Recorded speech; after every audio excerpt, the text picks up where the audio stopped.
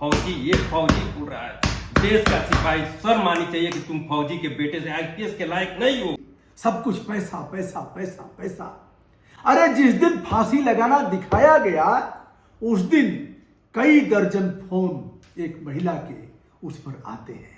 मैं कह रहा हूं, मैं भी फौजी का बेटा हूं और मेरे बच्चे को खोया 7 पताल 7 जमीन से मैं अपराधी को निकलवा दूंगा। पत्नी का रो रो करके बुरा हाल है और फौजी की आंखों में आंसू आप देख सकते हैं। हमारी उत्तर प्रदेश की पुलिस इतने नीचता की पराकाष्ठा पर पहुंचेगी। सीओ साहब कह रहा है कि कोई साक्ष्य मिला नहीं। एक बार अपनी शक्ल देख करके कहीं गड़ही पोखरी डबरी डबरा हो तो उसमें डूब करके मर जाओ। हराम है ऐसे लोगों का। यह पाप का, इससे बड़ा कोई पाप का कर्म हो ही नहीं सकता। यह सीओ साहब सक्सेना साहब की ऐसी की तैसी। फौजी चाइना के बॉर्डर पर थे, सरहद की सुरक्षा करने में अपने दायित्व का निर्वहन कर रहे थे। फोन जाता है कि आपके बेटे ने आत्महत्या कर लिया। फौजी का कलेजा सूख जाता है, छुट्टी लेकर के चलता है। इधर फौजी ने कहा हमारा बेटा ऐसा कर ही नहीं सकता, रोको, पोस्टमार्टम करा करके रोको, मैं एक झलक बेटे की देखना चाहता हूं। लेकिन पुलिस ने ऐसा नहीं किया।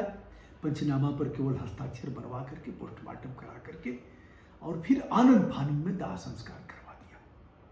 फौजी पहुंचता है घर। यह है मुकदमा नंबर अपराध संख्या 200/2024 थाना चौरा खास जनपद कुशीनगर का। फौजी हमारे साथ हैं राजेश कुमार गुप्ता, और जिनका दर्द सुन करके मैं भी काफ़ी व्यथित हुआ। यहाँ से लेकर के थाने से लेकर के एसपी के यहाँ, सीओ साहब के यहाँ, वहाँ से लेकर के डीआईजी, आईजी, डीजीपी के यहाँ, डीजीपी से लेकर के Brajesh Pathak, deputy CM Keshav Prasad Maurya, deputy CM मुख्यमंत्री आदित्यनाथ योगी से लेकर के जहाँ तक दौड़ना हुआ, बाबू राजनाथ सिंह इनके रक्षा मंत्रालय के हैं, उनके यहाँ भी इन्होंने फरियाद किया। परिणाम क्या निकला? देश में न्याय कैसे मिलेगा? सड़ी गली न्याय व्यवस्था में आदमी सरवाइव कैसे करेगा?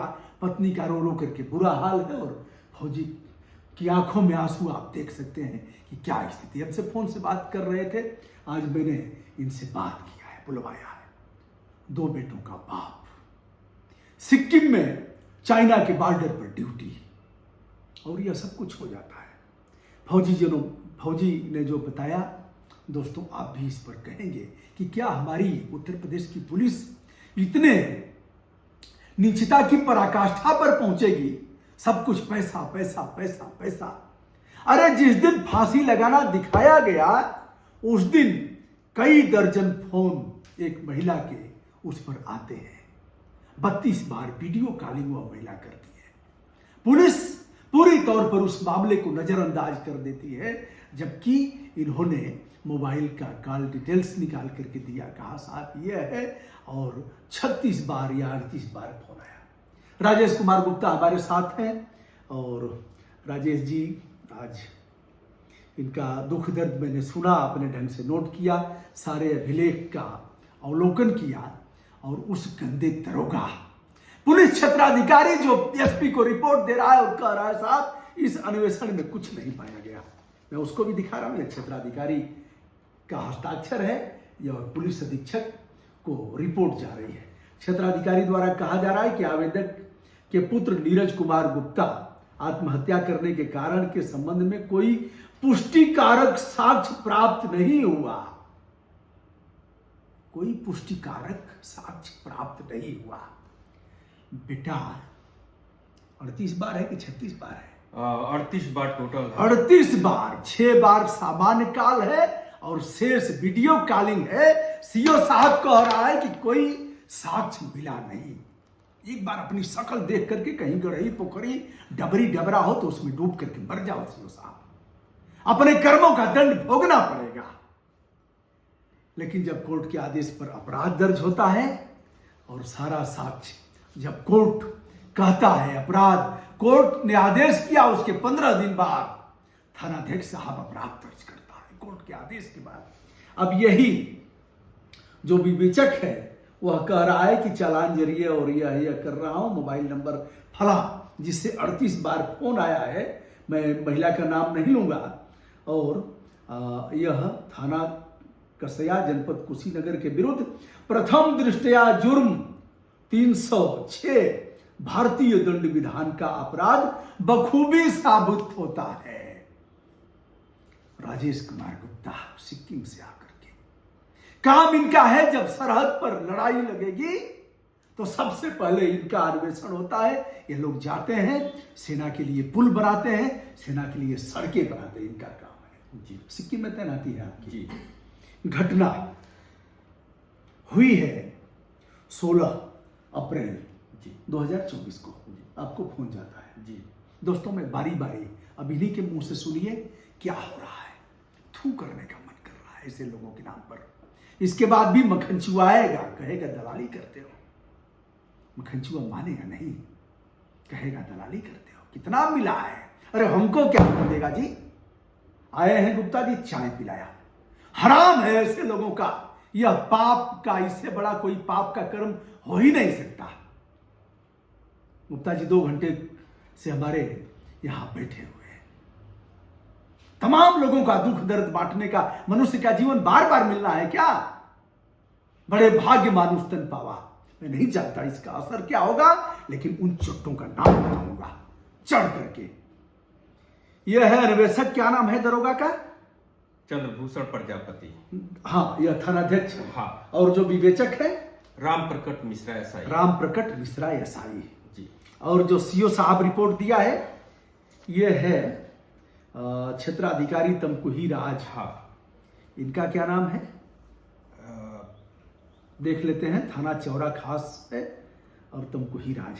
यह सीओ साहब सक्सेना साहब है। सक्सेना साहब की ऐसी की तैसी, और राम प्रकट मिश्रा की ऐसी की तैसी, और चंद्रभूषण प्रजापति की। एक बार जिस वर्दी को धारण किया है, वर्दी की कसम परेड हुई है, उसका एक बार संज्ञान धारण कर लेना।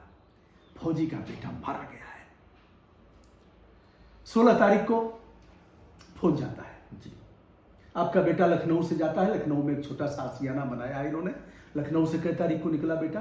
7 तारीख को, 7 अप्रैल को। बेटे का नाम नीरज कुमार गुप्ता। नीरज कुमार गुप्ता ग्रेजुएशन का छात्र था। गया कुछ गेहूं कटवाने।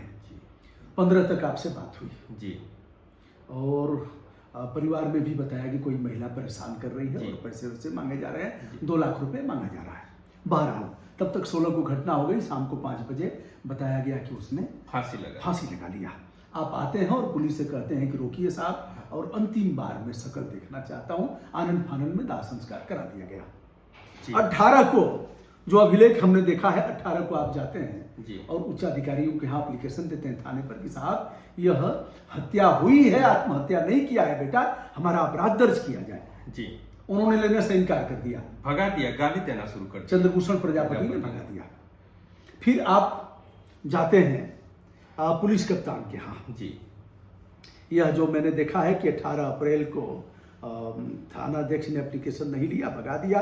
फिर पंजीकृत डाक से आपने 4 मई 2024 को पुलिस कप्तान, डीआईजी, आईजी और डीजीपी को आपने पत्र किया और पत्र भेजा। मुख्यमंत्री जी को भी भेजा कि हम रक्षा मंत्रालय के अधीन है, साफ सीमा पर काम करते हैं, और ऐसे कुछ नहीं हुआ। फिर आपने आईजीआरएस पर भी भेजा जी। उसका जवाब गोल मटोल आ गया। यह फौजी चुप नहीं बैठता है। जुनून था कि कुछ न कुछ करेंगे। बेटा हमारा आत्महत्या नहीं कर सकता। 38 बार, एक दिन में 38 बार, 6 बार सामान्य कालीन और शेष 32 बार वीडियो कॉलिंग करके एक महिला बात करती है। बेटे की तरफ से कोई कॉलिंग नहीं की गई है, सारा फोन उधर से आता है। आइए साहब, और इनको कोई साक्ष्य नहीं मिल रहा। सीओ साहब कह रहा है कोई साक्ष्य नहीं पाया गया। दरोगा साहब कह रहा है भाग जाओ, तुम्हारे बेटे ने आत्महत्या किया है। कितना माल बटोरे हो। और वह जिस महिला की बात की जा रही है उसका पति रहता है फॉरेन, उस समय आया था। आइए साहब आगे बढ़ते हैं। फिर यह उच्च न्यायालय इलाहाबाद की तरफ रुख करते हैं। जिसमें 2 जज हैं, विवेक कुमार हैं और अरुण कुमार सिंह हैं। इन्होंने मामले को खारिज कर दिया और यह कहा कि निश्चित अदालत में आप जाइए। जी। उसके बाद आप जाते हैं 156(3) में, जी। दंड प्रक्रिया संहिता की धारा 156(3), जी। जिसके तहत आप जाते हैं कि साहब ये हमने दिया है पुलिस कप्तान इत्यादि को और दर्ज नहीं हुआ। जी। और सीजीएम साहब उस पर आदेश करते हैं। आदेश भी मैंने देखा है और फिर यह आदेश होता है 14 अक्टूबर 2024 को और फिर एफआईआर उसके 15, 16, 17 दिन बाद एफआईआर हो जाता है। अपराध दर्ज करने के बाद फिर विवेचना शुरू हो जाती है। काल डिटेल्स निकलवाने से लेकर के सारा कुछ आप मदद करते हैं। जी। रोते गिड़गिड़ाते हैं जा करके जो आईओ जी। अफसर हैं उनके यहाँ। जी। लेकिन वह कुछ विशेष अभिरुचि नहीं लेते। नहीं। बहरहाल उसके बाद फिर आप कोर्ट में जाते हैं। फिर कोर्ट ने उसी न्यायालय में आपको वापस कर दिया। जी। 2 बार आप हाई कोर्ट कोर्ट धरने पर भी 1 दिन के लिए बैठे। इस बीच जो आरोपी महिला है वह जाती है एंटीसिपेटरी बेल लेने सेशन कोर्ट में कि साहब हमें परेशान किया जा रहा है और हमें बेल दिया जाए। तो एंटीसिपेटरी बेल उसे वहां से नहीं मिलती है। फिर उसकी कॉपी लेकर के वह उच्च न्यायालय में जाती है कि साहब हम महिला हैं, हमारे पति बाहर रहते हैं, हमें एंटीसिपेटरी बेल दिया है। जी। बेल नहीं मिलती है, बेल मिल जाती है। यह कह करके कि आरोप पत्र जब तक दाखिल नहीं किया जाता है तब तक आपको बेल दी जाती है। आरोप पत्र दाखिल कर दिया। आरोप पत्र की कॉपी कहाँ है? आरोप पत्र यह है आरोप पत्र की कॉपी।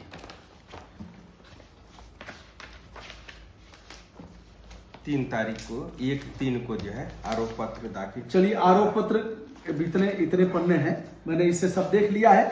आरोप पत्र का मैंने मोटा मोटा पढ़ के बता दिया है इसे, कि इस मामले में जी जो अभी था वो था ये है साहब। हाँ, इसको मैंने बता दिया। कई तारीख को दाखिल किए हैं? 9/2।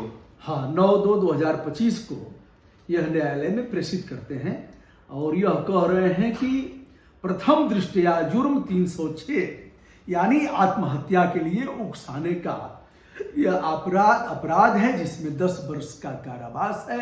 यह संज्ञेय अपराध है, काइनेबल एक्ट है और इसमें यह नॉन बेलेबल है। तो इस मामले में यह कर रहे हैं 9/2/2025 को माननीय उच्च न्यायालय में भेजते हैं और कहते हैं कि दंडित करने की कृपा करें। अब तक भांग खा करके सोया था विवेचक। यही उस समय भी थे जब वही घटना शुरू हुई। से जिस दिन बच्चा मरा था उठाने में सबसे पहले यही इनका नाम है, मिश्रा। जी। मैं गिड़गिड़ाते रह गया कि मेरे बच्चे को मत ले जाइए, मैं आऊंगा देखूंगा कि क्या स्थिति है। अब अगर विवेचना ठीक से किया होता, जो थाना प्रभारी है अगर अपना चेहरा नहीं बिगाड़ा होता और इस विवेचक ने जो अन्वेषक है जिसका नाम अनुसंधानक भी है, अनुसंधान करना, खोज करना, इसने अगर अपने चेहरे पर कालिख नहीं पोता होता तो यह नौबत नहीं आती। लेकिन चेहरे पर कालिख पोता और चेहरे पर कालिख पोतने के बाद यह स्थिति है। फिलहाल उस महिला ने अभी तक जमानत नहीं कराया। नहीं कराया। और दूसरा विषय, इन लोगों ने कुछ किया भी नहीं। कुछ किया। तीसरा विषय कि आपका यह कहना है कि उसका पति उस समय था जी और हमारे बेटे की हत्या करके वहां लटका दिया गया और फिर उसके बाद विदेश भाग गया। सर, प्रस्तुत मामला आपने सुना, देखा, समझा और इस फौजी का दर्द हमने भी बांटा। हमारी फंडामेंटल ड्यूटी है, हमारे दायित्व है कि ऐसे लोगों की आंसू पोंछें और हमारे पास जो भगवान ने यह क्षमता दिया है, जो भी बौद्धिक स्तर मोटा मोटा है, मोटे दिमाग के हम भी हैं, बहुत पढ़े लिखे नहीं हैं, तो जो भी भगवान ने दिया है उसके आधार पर हम उनकी मदद करें। आपका क्या कहना है बताइएगा। कुशीनगर के पुलिस अधीक्षक जो भी हो, संतोष कुमार मिश्रा। दौड़ते दौड़ते मैं थक गया हूँ साहब, जबकि वो भी फौजी के बेटे हैं। फौजी के बेटे संतोष कुमार मिश्रा एफआईआर तक एक बार, मिश्रा जी आप विदेश में भी रहे हैं संभवतः। जी जी। मिश्रा जी एक बार देखिएगा, आईपीएस भारतीय पुलिस सेवा, बड़े भाग्य से यह सब मिलता है। क्या एक बार नापेंगे इन लोगों को? सीओ साहब, जो सीओ साहब रिपोर्ट लगा रहा है और जो आपका आईओ अन्वेषक जो जिस तरह से खेल कर रहा है, थानाध्यक्ष ने जो डांट करके भगा दिया, आप कुछ करेंगे? गोरखपुर जोन में आएगा जी। गोरखपुर जोन के एडीजीपी साहब, चाहे जो भी हो आप, एक ही रैंक और बाकी है। अब आप कुछ दिन में डीजीपी हो जाएंगे, सब कुछ डीजी हो जाएंगे। डीजीपी तो मान लीजिए एक ही होगा। कुछ करेंगे आप? फिर से मैं बता देता हूं, मुकदमा अपराध संख्या 200/200 2024, थाना चौरा खास जी। चौरा खास, जनपद कुशीनगर। दोस्तों, मैं हूं ब्रजभूषण दुबे। जितना मुझे करना होगा मैं करूंगा दोस्त। बहुत बहुत लड़िए धन्यवाद पत्रकार और महोदय ऐसे लोगों को यहाँ न्याय मिले न मिले, प्रकृति न्याय जरूर देगी, जरूर मिलेगा सर। पक्का देगी। संतोष मिश्रा के ऊपर तो मैं शर्म करता हूँ। मैं अपने अंतरात्मा से कह रहा हूँ कि नौकरी छोड़ देना चाहिए।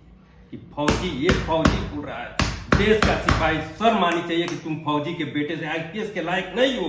मैं कह रहा हूँ, मैं भी फौजी का बेटा हूँ और मेरे बच्चे को खोया 7 पताल 7 जमीन से मैं अपराधी को निकलवा दूंगा। और संतोष मिश्रा आप बचा नहीं पाएंगे, चाहे दुनिया की कोई भी ताकत हो।